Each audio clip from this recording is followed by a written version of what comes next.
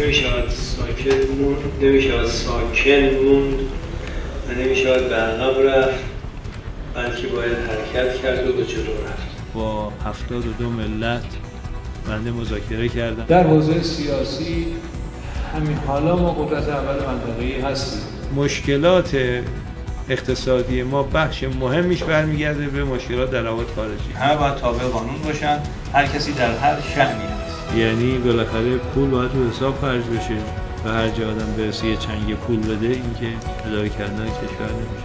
اگر حرفی دارید بیاد بزنیم گفتگو کنیم از طریق منطق به جایی برسیم. حتما باید شرکت بانوان رو در امور ورزشی در داخل و خارج توسعه.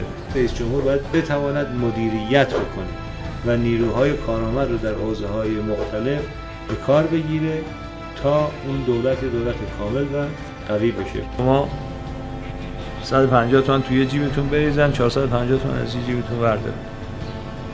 تفاضلش میشه این نیمه، میشه 20%.